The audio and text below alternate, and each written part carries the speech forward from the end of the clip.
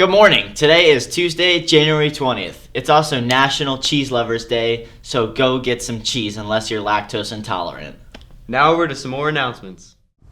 Okay, so today is looking like a high of 22 and a low of 8, and it's going to be sunny. And tomorrow is looking like a high of 35, and it's going to be cloudy. Keep it on the sidebox. Here comes the sun. Here comes the sun. And I say it's alright.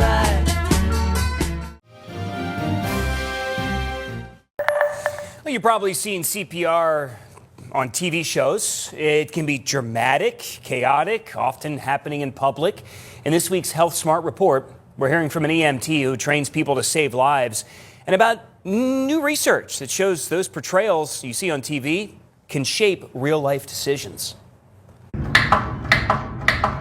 At a UPMC CPR training center in Lemoyne, Cumberland County, Matt Warner counts out loud, elbows locked, pushing hard and fast.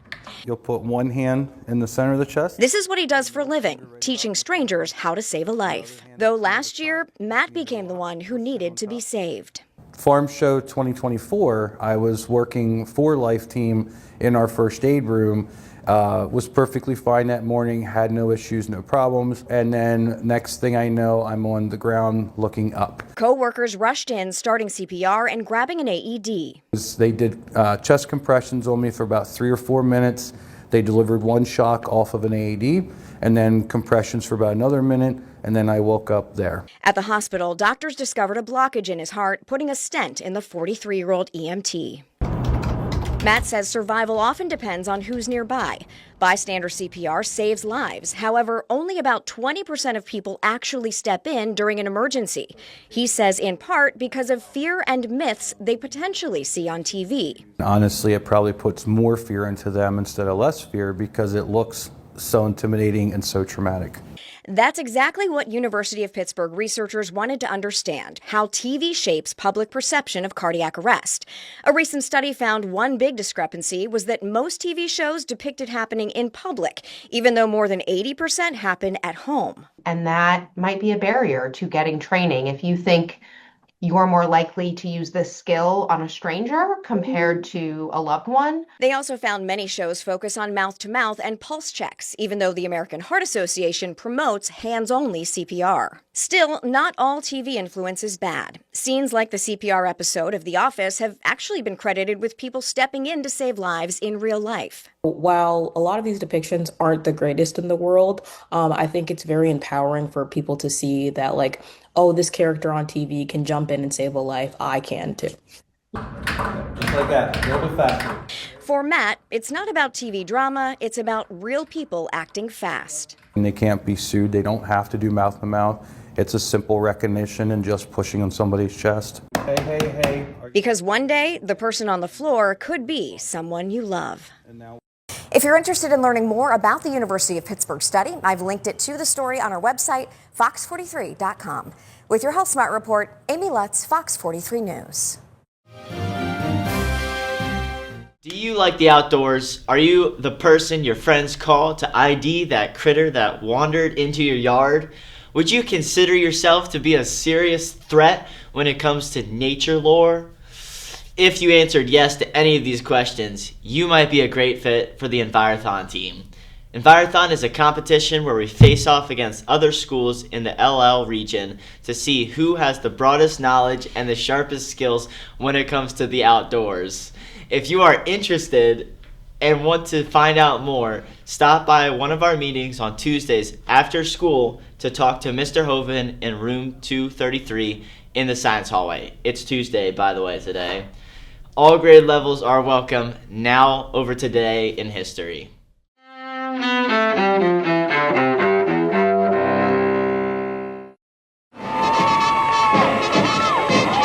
January 20th, 1981.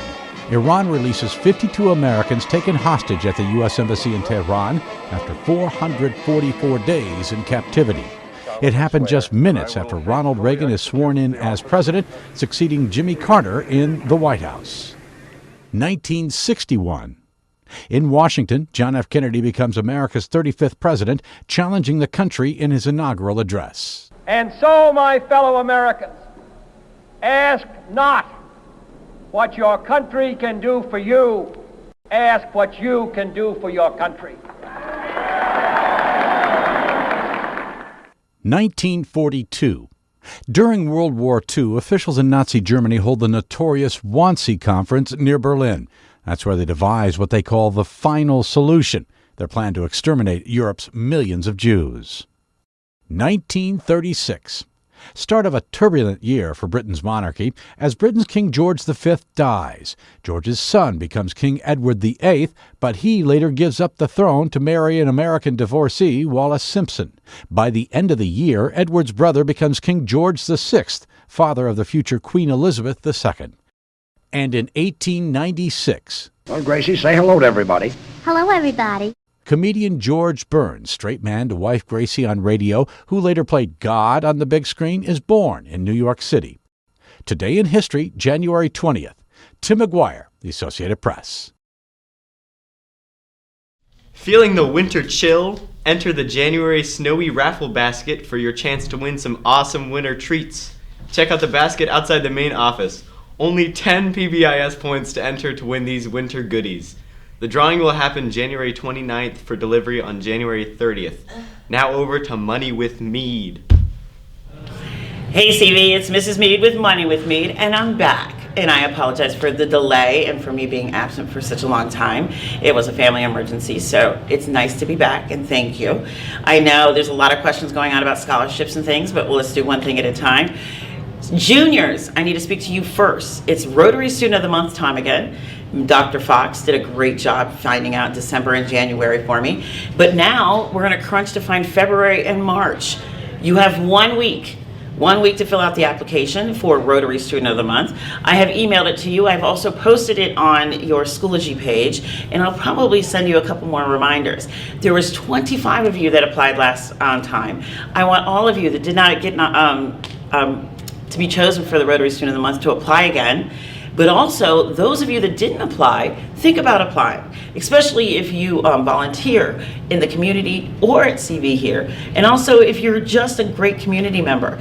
The community does not just mean the community of CV. It also means the community outside of CV and where you live and maybe the church that you go to and things like that. So if you are a student that is actually willing or is willing to give yourself to volunteering and to participate in other things, please fill out the application for Rotary Student of the Month by this Friday, because we do need to have a chosen winner for February by the beginning of next week.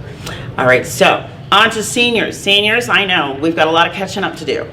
I'm working on an area for all of you to just go to really quickly for all scholarships. Mrs. McDaniel has been working her tail off trying to do Schoology for you. She's also created a page on the guidance office. So I'm either going to try to tag in with the guidance office or create a new format for you guys to get there.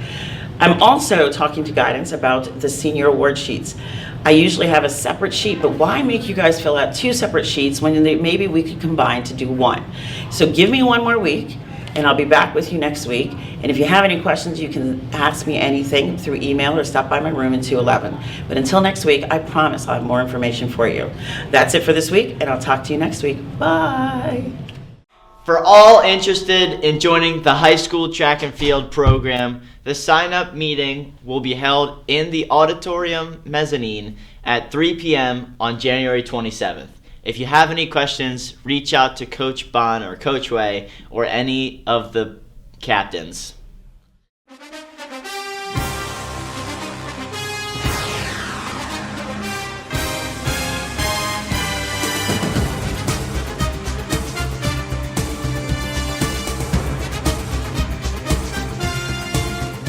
Lots of sports today. Varsity girls and boys bowling is away at Manheim Central, both at 3:30.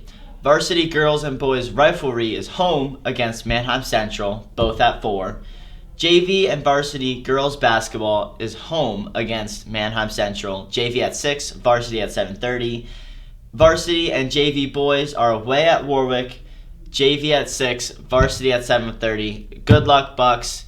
Now we're talking. Indeed, let's go. That's all the announcements we have for you today. The quote of the day is, behind every great man is a woman rolling her eyes, Jim Carrey. On behalf of WCVH, this is Evan. Alongside Ethan, have a touch-tastic Tuesday. I saw you standing there with the dye up on your hair. They said that you had cried. I said I didn't care. When the weather was all clear, I could see you through the glass. There's something I could tell you, but I forgot to ask. In the shadow of the stars, the lighter makes a spark.